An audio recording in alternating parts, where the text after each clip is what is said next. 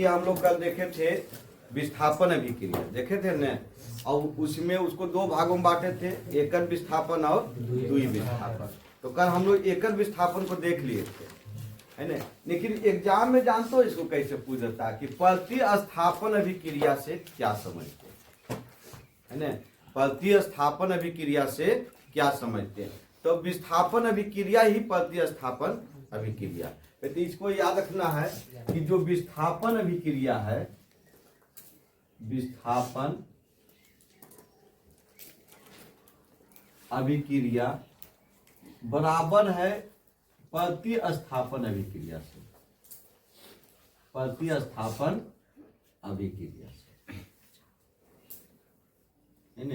यानी कि जो विस्थापन अभिक्रिया की जो परिभाषा होगी वही आपका प्रतिस्थापन अभिक्रिया की क्या है परिभाषा, सेम है दोनों, है ना।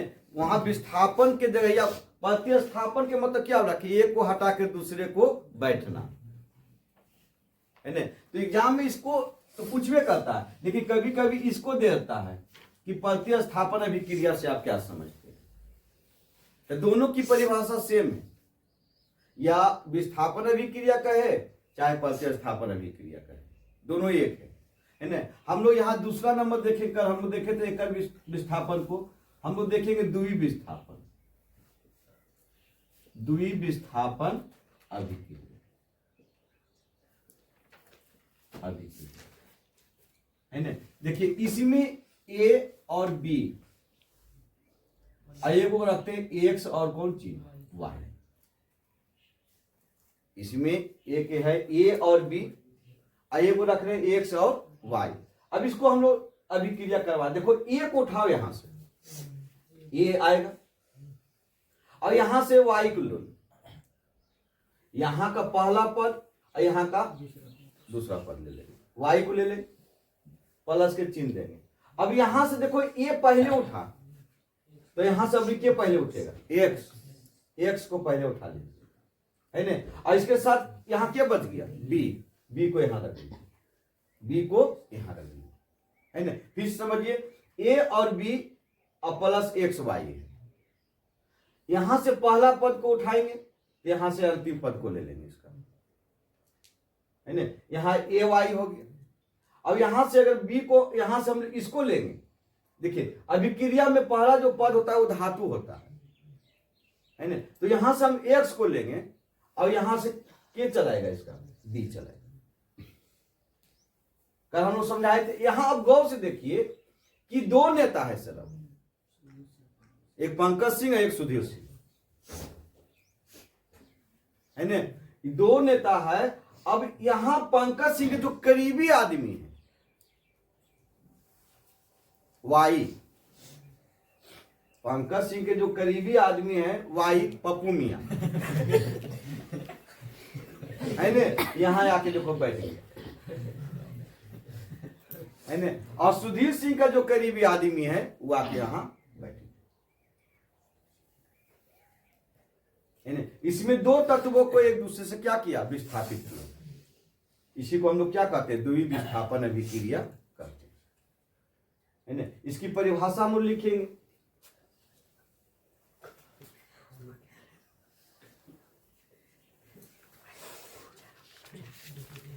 कहता वह अभिक्रिया,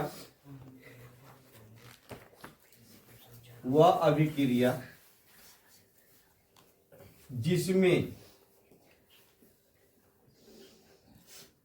दो तत्व या यौगिक, दो तत्व या यौगिक विस्थापित होती है, विस्थापित होती है, तो उसे द्वि विस्थापन अभिक्रिया कहते हैं।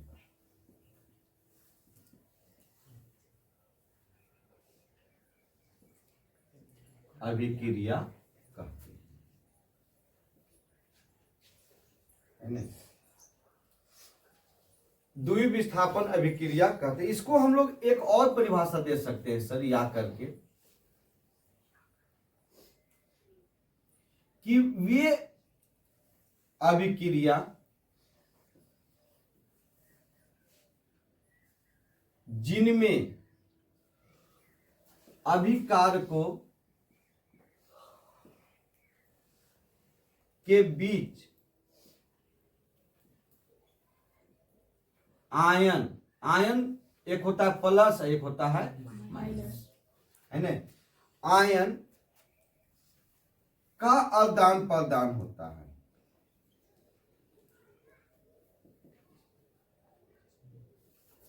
प्रदान होता है तो उन्हें द्विविस्थापन अभिक्रिया कहते हैं।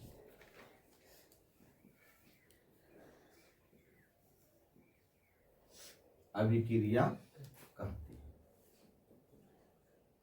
हैं, द्विविस्थापन अभिक्रिया कहते हैं। यहां से एक बात याद रखिएगा, नोट करके लिखते हैं कि द्विविस्थापन अभिक्रिया जो होती है, द्विविस्थापन अभिक्रिया में या द्विविस्थापन अभिक्रिया को उभय विस्थापन या अवक्षेप विस्थापन अभिक्रिया भी कहा जाता है।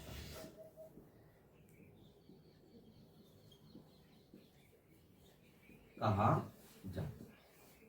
कहेगा कि किस रासायनिक अभिक्रिया में अवक्षेप बचता है, तो कहना द्विविस्थापन अभिक्रिया। अवक्षेप के प्रति बताए थे, तीर के निशान कहां होता है, नीचे,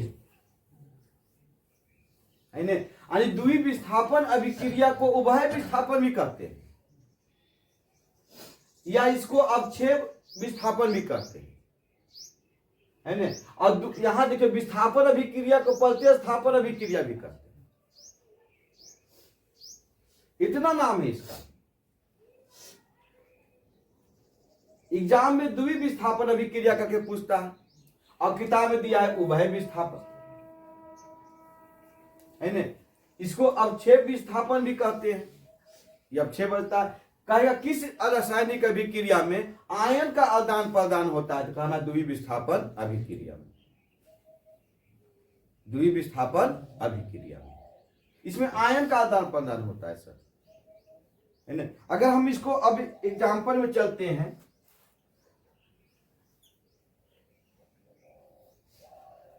sodium chloride NaCl plus silver nitrate, अगर ये रासायनिक अभिक्रिया करता है तो देखिए अब इसको हम लोग बनाना सीखेंगे पहले, है ना।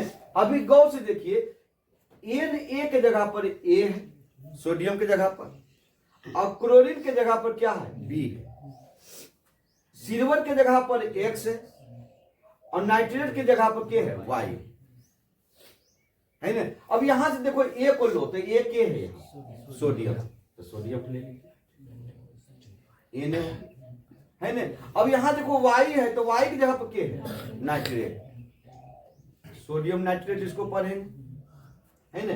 अब प्लस के चिन्ह दीजिए, क्योंकि भैया अभिकारक में जो तत्व यौगिक अलग होता है प्लस से होता है ना। अब यहां से देखो X है, X में क्या है, Ag, तो Ag को ले लीजिए, है ना। और उसके बाद यहां से रखिए इसको सिल्वर क्लोराइड। अब यही जो है अवक्षेप बचता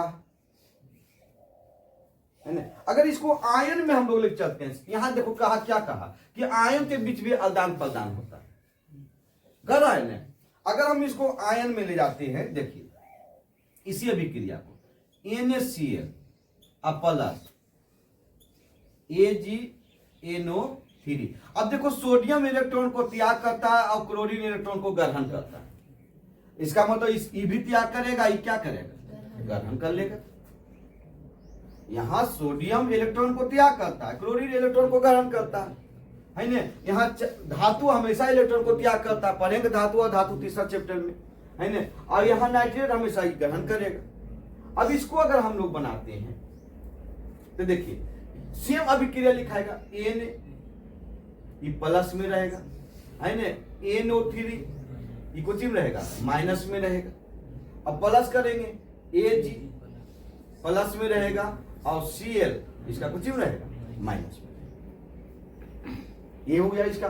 आप इसको यह दीजिए चाहे यह दीजिए, सेम है अभिक्रिया। इसमें सोचने की बात, अगर एग्जाम में आप इसको भी दे दिए कोई दिक्कत नहीं, आप इसको दे दिए कोई दिक्कत नहीं, अब छेप नहीं दिखाइएगा कोई भी दिक्कत नहीं, वो बात नहीं। कहेगा अब छेप अभिक्रिया से क्या समझते, तो उसको दिखाना पड़ेगा कि अब छेप बचता है इसमें, है ना।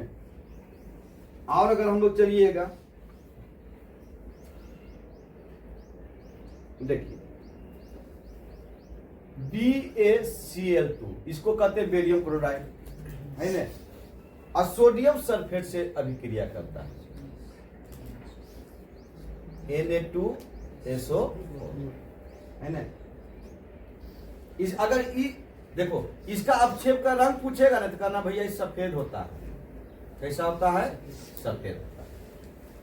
चांदी है, चांदी का रंग कैसा होता है? सफेद होता है। इसे देखिए मान देना है।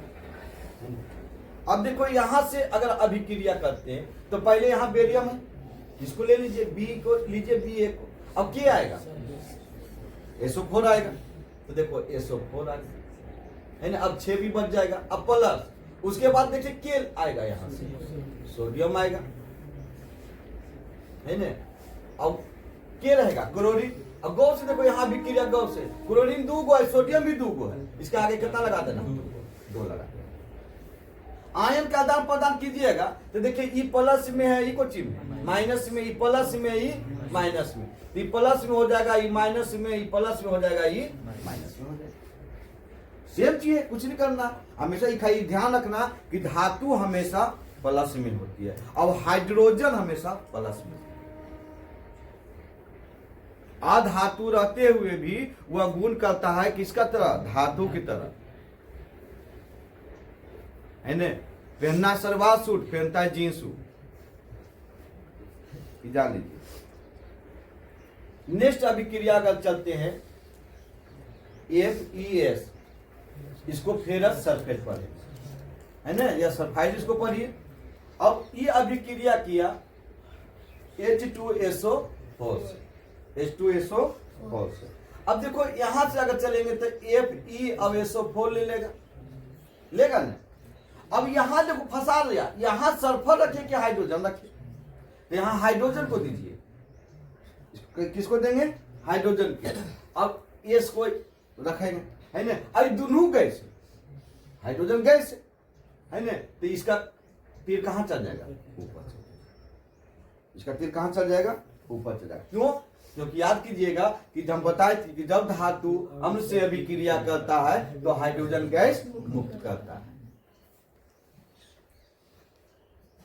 है ना। नेक्स्ट में अगर हम लोग चलते हैं, कॉपर सल्फेट को आप देख रहे हैं। अब H2S को इसी को ले लीजिए, है ना। तो यहां देखिए क्या बनेगा? CuS आएगा, यहां क्या आएगा? S आएगा, अब प्लस हो जाएगा। अब यहां से क्या आएगा सर? H2 और SO4 हो जाएगा, H2SO4। इसका अवक्षेप ये बचेगा, ये, है ना। अगर हम लोग इसको देखते हैं Pb, देखो सब अभिक्रिया जितना पीछे पड़ा वही लिख रहा है, खाली 1-2 को याद कर लीजिएगा, काम आप एग्जाम में हो जाएगा, है ना। PbNO3 यहाँ 2 रहता है, इसको हम लोग रेड नाइट्रेट पढ़ते हैं, एकदम इसको याद करना है। और प्लस 2Ki, है ना, पोटेशियम आयोडाइड, है ना। अब इसको अभिक्रिया करेंगे तो यहां से क्या उठेगा? Pb, तो Pb को दीजिए। और यहां देखो 2 के साथ है तो I2 हो जाएगा, संतुलन भी किया हुआ है वो, I2 हो जाएगा, ई बचेगा। अब यहां प्लस हो जाएगा। अब यहां से किसको आप उठाएगा? पोटेशियम को। पोटेशियम कितना के साथ है? 2 के साथ, तो 2 दीजिए, यहां के हो जाएगा, है ना। अब यहां से क्या बच गया? ये तो NO3 लिखेंगे, 2 नहीं लिखेंगे क्योंकि यहां 3 दूनी 6 बना हुआ है और 3 दूनी 6 बना हुआ। जैसे यहां देखो, अगर हम इसको 2 के लिख देते हैं तो कितना हो जाएगा? अधिक नहीं हो जाएगा? 6 दूनी 12 हो जाएगा, है ना। यहां जब यहां 2 पड़ गया है तो यहां पे अब 2 नहीं लिखेंगे, याद रखना है इसमें चीज को। है ना। फिर से इसको समझिए, द्वितीय विस्थापन अभिक्रिया। विस्थापन अभिक्रिया को दो भागों में बांटा गया, एकल विस्थापन और द्वितीय विस्थापन। एकल विस्थापन में क्या हुआ कि एक तत्व या यौगिक दूसरे पर बैठता था, एक को हटता था, एक ऊपर बैठता था वो। लेकिन द्वितीय विस्थापन में दो तत्व या यौगिक एक दूसरे से आदान और प्रदान करता है ना। पिट्ठा की कहानी जाने कि नहीं, कि 5 पिट्ठा अगर हम दिलिए, हमारा ही बनले पिट्ठा, तो 5 पिट्ठा हम तुमको दिए, तो कल तुमके यहाँ बनेगा तो 5 को दे मी कि नहीं, और नहीं दे मी तक अगला बार से नहीं दे वो, है ना। वो बहना पैसा कुछ, तो वही चीज बहना है। अगर देखो गांव में यही चीज होता है, शादी ब्याह के समय में अगर आपके यहाँ निमंत्रण दे रहा है वो, अब कर आप फंक्शन कीजिए, कुछ कीजिए और आप निमंत्रण नहीं दीजिएगा तो कर आपको यहाँ देगा वो, नहीं देगा वो। सिद्धांत हैं कि अगर हम आपको खिलाएंगे तो आप हमको खिलाइए, अन्यथा नहीं खिलाएगा वो, है ना।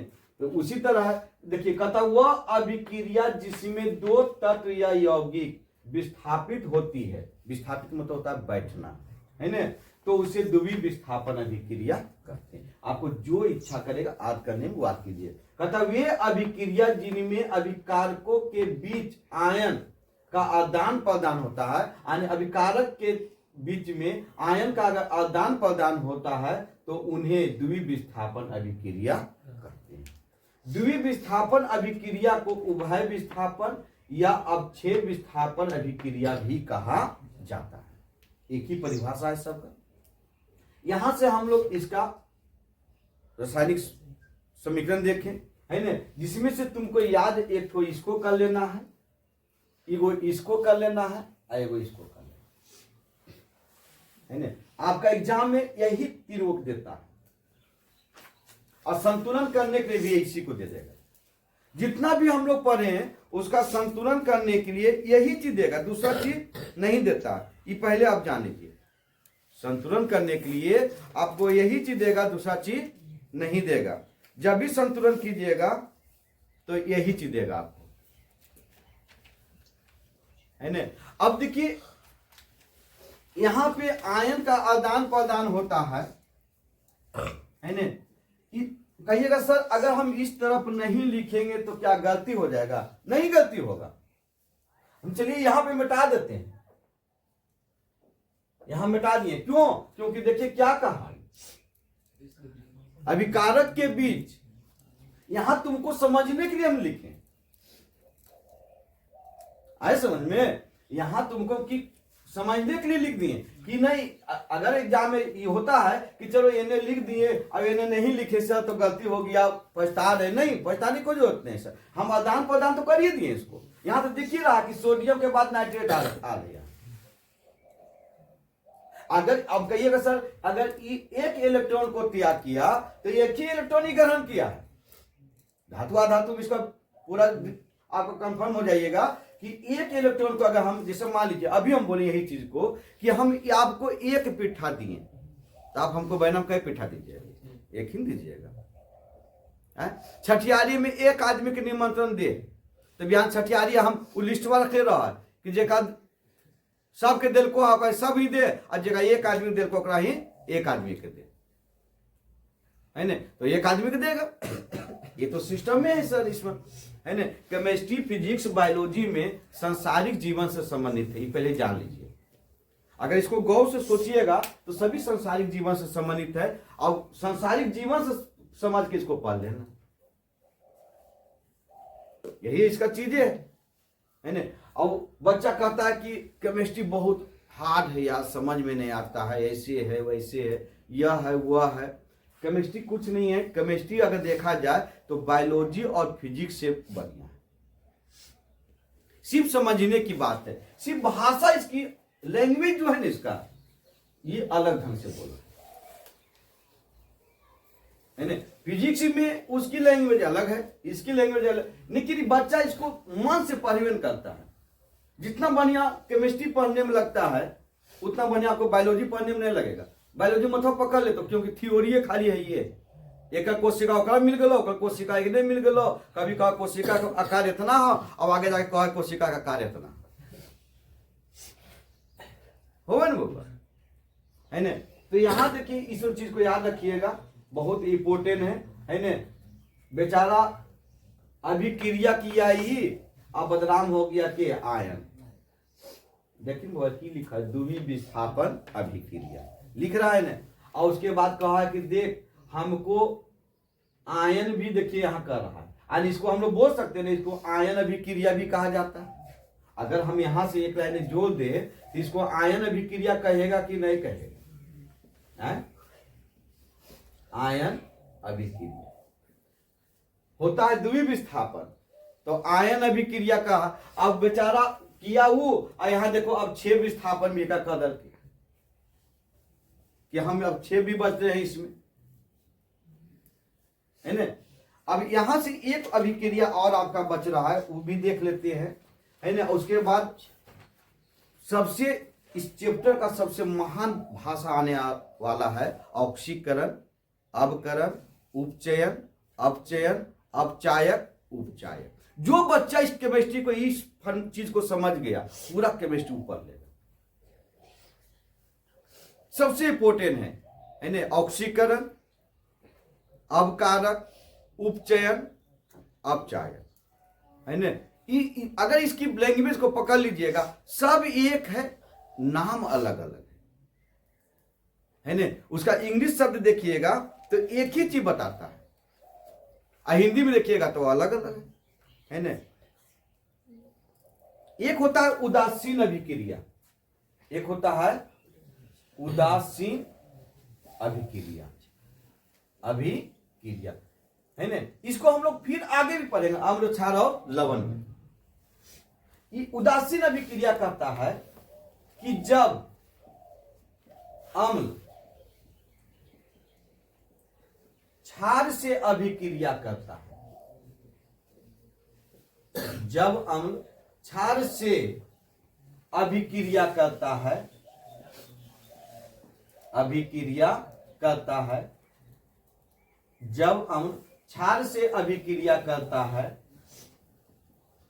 है तो लवण एवं जल का निर्माण करता है, जल का निर्माण करता है, निर्माण करता है, तो उसे उदासीन अभिक्रिया कहते हैं, उदासीन अभिक्रिया कहते हैं। जब कोई अम्ल या जब अम्ल क्षार से अभिक्रिया करे, है ना, तो लवण और क्या बनाता है, जल बनाता। अगर इसके हम लोग देखें तो अम्ल प्लस क्षार अभिक्रिया करेगा तो बनाएगा आपका लवण, और प्लस क्या बना देगा, जल। या तुम एग्जाम में ऐसे भी लिख सकता है, क्षार प्लस अम्ल अभिक्रिया किया एक साथ, तो बना दिया आपका लवण, और प्लस क्या बना दिया, जल।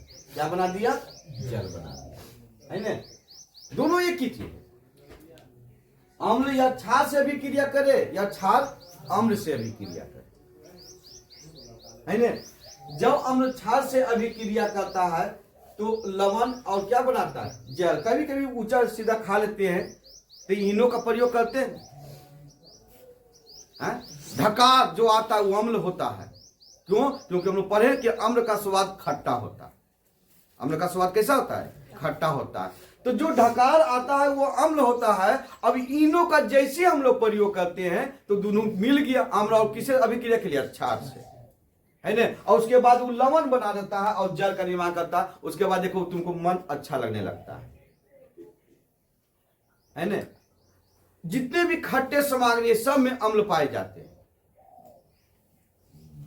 जितने भी खट्टे सामग्री है सब में क्या पाए जाते हैं, अम्ल। जैसे इमली है उसमें भी अम्ल पाए जाते हैं, है ना।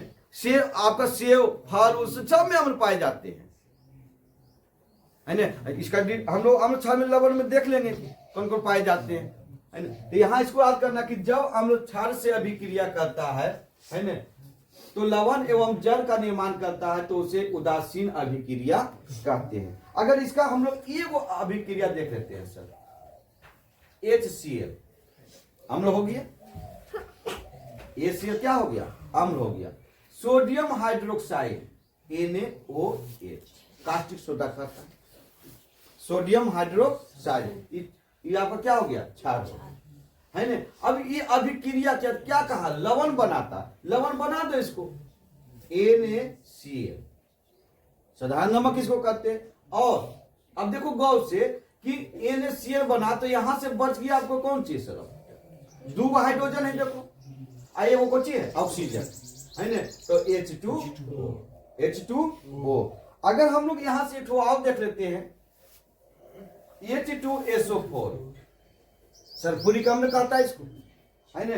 अब प्लस अगर देखिए KOH, इसको पोटेशियम हाइड्रोक्साइड पढ़ा जाता है, पोटेशियम हाइड्रोक्साइड, OH रख जाएगा, हाइड्रो पढ़ेंगे इसको, हाइड्रोक्साइड पढ़ेंगे इसको, पोटेशियम हाइड्रोक्साइड, है ना। इसीलिए इसको जल का जो रासायनिक नाम होता है क्या होता है, हाइड्रोजन हाइड्रोक्साइड होता है। जल का जो रासायनिक नाम होता है हाइड्रोजन हाइड्रोक्साइड होता है। तो यहां से अगर हम लोग चलते हैं तो देखिए इसमें अगर देखें तो इसको अगर हम लोग बनाते हैं तो K2 यहाँ 2 है ना, और उसके बाद क्या आ जाएगा, SO4, क्या आ जाएगा, SO4। अब प्लस क्या बनेगा, 2H2O, है ना। ये जो आप देख रहे हैं ये लाइन को, ये क्या है आपका, लवण है, क्या है, लवण है। ये आप जो देख रहे हैं क्या है आपका, क्षार है। आइए आपको देख रहे थे क्या है, अम्ल, है ना। जब कोई अम्ल क्षार से अभिक्रिया करता है तो लवण एवं जल का निर्माण करता है, तो ऐसे अभिक्रिया को उदासीन अभिक्रिया कहते हैं, ऐसे अभिक्रिया को उदासीन अभिक्रिया कहते हैं। कभी कभी आप सुने होंगे कि बिच्छा या सांप को काटता है तो कहता है कि वो लाए बाय साबुन के लगाएंगे, क्यों कहता है, क्योंकि उसमें अम्ल था, और लाए बाय साबुन क्या है, क्षार है, क्योंकि उसका स्वाद कैसा है, तीखा। तू नहाता तो फेल जाता तो कैसा स्वाद लगता है, तीखा, है ना। तो उसको लगाने से क्या होता है कि कुछ तो उदासीन की क्रिया करेगा ही, कुछ तो उसका जो जहर का पॉइजन का जो क्रिया कर रहा है वो क्या हो जाएगा, कम जाएगा, क्या हो जाएगा, कम जाएगा, है ना। घर में सब कुछ है सर, जानकारी नहीं होने की, जैसे मान लो कि दवा का सेवन ज्यादा करता है मनुष्य, नहीं, घर में उपचार आपको करना है, घर में ही सामान है आपके पास, जानकारी नहीं रहने के कारण आप उसका सेवन नहीं कर रहे हैं, और जानकारी रह के भी नहीं करता है, क्योंकि अभी तो भैया कंप्यूटर से बच्चा होता है, इतना आदमी कोरी हो गया है, तो इसे जानकारी नहीं रहने से ही होता है ना। अब जिस दिन जानकारी रह जाएगा उस दिन आप इसको जान जाइए क्या है ये चीज, कोई दिक्कत है ना। इसमें ये तो सर हम लोग देखेंगे फिर से, उदासीन अभिक्रिया फिर आएगा, अम्ल क्षार लवण पढ़ेंगे उसमें भी आएगा, है ना। लेकिन इसको याद रखना कि द्वि विस्थापन अभिक्रिया को उभय विस्थापन भी कहा जाता है, अब 6 विस्थापन भी कहा जाता है, और आयन अभिक्रिया भी कहा जाता है। विस्थापन अभिक्रिया को प्रतिस्थापन अभिक्रिया भी कहते हैं, विस्थापन अभिक्रिया को प्रतिस्थापन अभिक्रिया भी कहते हैं। ये ध्यान रखना, ए के साथ करेगा Y, है ना बुआ, अब बी के एक्स के साथ करेगा बी, ए के साथ करेगा Y और एक्स के साथ करेगा बी। कभी देखो ये आदान प्रदान की बात है कि अगर हम तुम्हारे घर को आए, हम तुम्हारे घर को आए तो तुम्हारा कर्तव्य बनता है कि मेरा घर आप आइए। अगर जो बच्चे बार बार जैसे आप स्कूल जाते हैं पढ़ने के लिए, अब उसका घर बार बार जाके आप बुला रहे हैं, तो आपसे ज्यादा कोई मूर्ख नहीं है, वो चतुर है, आप मूर्ख हैं। बोलिए कैसे, क्योंकि वो तुम्हारे पास आया कभी बुलाने के लिए, नहीं आया। वैसे बच्चे से एकदम नहीं जाना चाहिए बुलाने के लिए। अगर हम तुमको बुलाने के लिए आए तो तुम्हारा भी कर्तव्य बनता है कि हमको बुलाने के लिए आओ, है ना बउआ। हम बार बार तुम्हारे घर जाएं और तुम हमारे बार बार घर ही बोन करो, तो भैया इसका मतलब तुम ज्यादा होशियार, हम ज्यादा बुरुआ, है ना ये बात। और रास्ता में कहते हम तो रास्ता में घर ही थी, तू आ जाती, नहीं भैया रास्ता में घरे का मतलब ठीक हो, वो रास्ता चल जाओ सीधे तो रहा घरे पर, तू तो आशा लगे रे रमी कहती तो जीवे अब तार हम चलो प्रोजेक्ट स्कूल में बैठा लियो पढ़ रहा लियो। सही बात है ना बहू कि नहीं? इसे रिश्ता।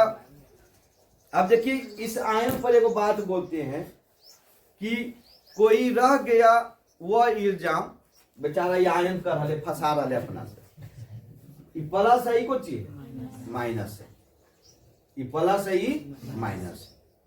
अब यहां हम पढ़ रहे हैं कौन विस्थापन, द्वि विस्थापन। अब कर रहे कौन विस्थापन, आयन अभिक्रिया कर रहे को चीज। अब 6 विस्थापन एकरा भी की कर रहे उभय विस्थापन। हीरो यहां मार खाई से बना है, हीरो बेचारा वो है द्वि विस्थापन अभिक्रिया, अब पिटाई से बना। इसी पर एक बात बोलते हैं कि कोई रह गया वो इल्जाम तो वह भी लगा दो। ये कहा अब 6 विस्थापन आयन विस्थापन अभिक्रिया या उभय विस्थापन करा द्वि विस्थापन को कि भैया सुन ला है, तू तो खेल लगा दे लो अब पिटैया हमनी से बन। तो ईश्वर कह रहा है कि कोई रह गया वह इल्जाम तो वह भी लगा दो। अरे हम तो पहले भी बुरा थे, हम पहले भी बुरा थे मतलब खराब थे है ने, थोड़ा और भी बुरा बना दो, क्या दिक्कत है इसमें? पहले से खराब तो है ये, और खराब कर देगा कोई दिक्कत है इसको? है इसी बात को समझिए। ये कहा कि कोई रह गया वह इल्जाम तो कोई रह गया वो इल्जाम तो वह भी लगा दो है ने, हम तो पहले से ही बुरा थे, थोड़ा और बुरा बना दो, क्या दिक्कत? अगर पहले से बदनाम है ये हैं और बदनाम कर देगा, कुछ भी खराबी होगा उससे? कुछ नहीं होगा बेचारा, कुछ खराबी नहीं होते करा जितना के कह दे। अब 6 विस्थापन का चाहे आयन अभिक्रिया का चाहे उभय विस्थापन का, कोई दिक्कत? समझ में आ गया नहीं? इसको याद रखने से बात को बाबू कि कोई रह गया इल्जाम तो इसको लगा देना, तुमको याद आ जाएगा कि उभय विस्थापन कर लो केकरा, द्वि विस्थापन को। आयन अभिक्रिया किसको कर रहा है, द्वि विस्थापन को। और अब 6 विस्थापन भी किसको कर रहा है, द्वि विस्थापन। कोई दिक्कत नहीं? तो लिखिए।